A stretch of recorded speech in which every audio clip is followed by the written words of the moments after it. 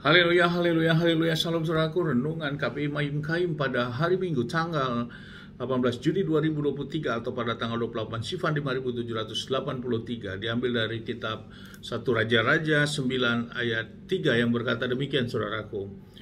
Yahweh berfirman kepadanya, aku telah mendengar doa dan permohonanmu yang engkau panjatkan kepadaku. Aku telah menguduskan bait yang telah engkau bangun sebagai tempat kediaman namaku selamanya, sehingga mataku dan hatiku akan selalu ada di sana selamanya. Saudaraku, ini adalah peristiwa di mana Salomo selesai membangun bait Elohim, saudaraku, selama kurun lebih 15 tahun, saudaraku, sampai 20 tahun. Dan proses ini dibangun dengan bahan-bahan yang begitu sempurna pada waktu itu tentunya, saudaraku.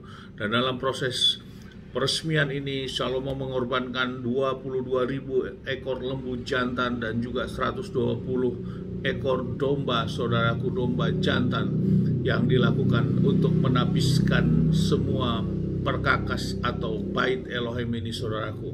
Dan disinilah ucapan syukur Salomo, saudaraku, karena Bapa Yahweh sudah memimpin dalam membangun bait Elohim yang sudah ditetapkan ini sejak zaman orang tuanya Daud, saudaraku, dan diselesaikan oleh Salomo dengan penuh sukacita ini, saudaraku. Dan Salomo memanjatkan doa-doanya kepada Bapa Yahweh. Arti doa-doa yang kalau kita dengar, kita baca di dalam 1 Raja-Raja 8-9 ini adalah semua pusat sentralnya ada di bait Elohim ini, saudaraku.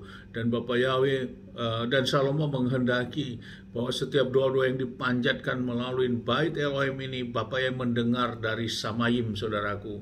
Dan Bapa Yahweh kiranya dapat mengabulkannya. Dan itulah sentral yang dirindukan, yang dipanjatkan dalam doa permohonan Salomo kepada Bapa Yahweh. Dan sesuai dasar firman yang baru saja kita dengarkan, Bapa yang menjawab, saudaraku, apa yang menjadi permohonan itu, dan Bapa yang berkehendak dan Bapa yang berkenan untuk berada di bait Elohim itu selama-lamanya. Namun, saudaraku, tidak berhenti di situ, saudaraku. Ternyata kalau kita baca seterusnya di ayat yang ke-6-nya, saudaraku, ada hal yang menjadi catatan juga. Bapa Yahweh akan di sini berkata, tetapi jika engkau dan keturunanmu benar-benar berpaling dariku dan tidak mau lagi memelihara perintah-perintah, ketetapan-ketetapan yang telah kuberikan kepadamu, sebagaimana pergi dan beribadah kepada ilah-ilah lain, sujud kepadanya, maka aku akan membuang orang Israel dari negeri yang telah aku berikan kepada mereka, dan bait yang telah aku kuduskan bagi namaku ini akan kuruntuhkan di hadapanku, dan Israel akan menjadi sindiran dan olok-olokan dari segala bangsa.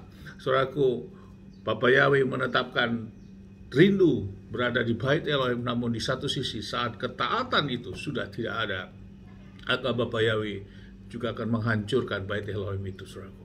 Ini poin yang menjadi renungan bagi kita di zaman sekarang, bahwa kita yang sudah menyembah dalam Bapa Yahweh, dalam Adonai Yeshua HaMashiach, memang kita juga tidak perlu harus lagi menyembah, mewajibkan ke arah Yerusalem, saudaraku. Namun juga tidak salah kalau kita melakukan penyembahan ke arah Yerusalem, karena itu merupakan juga ada dasar firman-Nya seperti Salomo rindukan bahwa baik bangsa Israel maupun bangsa-bangsa lain yang memang menyembah kepada Bapa Yahweh harus mengarah kepada arah bait Elohim ini, saudaraku.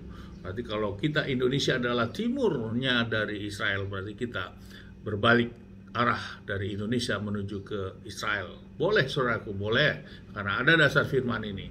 Namun itu bukan menjadi kewajiban, karena Yeshua juga saat ketemu dengan orang Samaria, dia berkata bahwa yang dituntut adalah menyembah dalam roh dan kebenaran. Jadi dua hal ini bisa kita lakukan di saat ini, saudaraku. Dan yang menjadi penting adalah bagaimana kita melakukan ketaatan, melakukan firman ini. Sama seperti halnya bait Elohim yang sudah dibangun begitu megah oleh Salomo, saudaraku.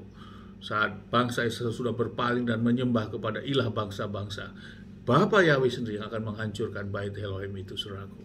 Sama seperti kita, bila kita sudah menyimpang, saudaraku, sudah keluar dari aturan ketetapan yang sudah Bapa tetapkan, mari, saudaraku, jangan berlarut-larut, kita segera minta pengampunan dan kita berbalik dan kita datang kepada Bapa Yahweh dan kita perbaiki, kita tesupah, kita kembalikan kepada apa yang memang menjadi aturan, ketetapan, dan perintah-perintah Bapa Yahweh. Itu yang harus kita kerjakan. Kita lakukan pertobatan, saudaraku. Pertobatan merupakan gaya hidup orang yang percaya kepada Bapa Yahweh dan penuh ucapan syukur dengan membangun mezbah pribadi kita kepada Bapa Yahweh. Itu langkah-langkah yang harus kita kerjakan, dan itulah terus-menerus yang harus kita perjuangkan dalam kita menjalani kehidupan ini, sehingga bait Elohim itu tidak akan diruntuhkan. Keperkenanan itu tetap ada antara kita penyembah Bapa Yahweh dan Bapa Yahweh itu sendiri, karena tubuh kita adalah bait Elohim itu sendiri. Amin. Haleluya. Sukses besar buat kita semua. Mari maju terus dalam iman. Dari tempat saya berdoa, Bapak yang memberkati. Shalom, saudara.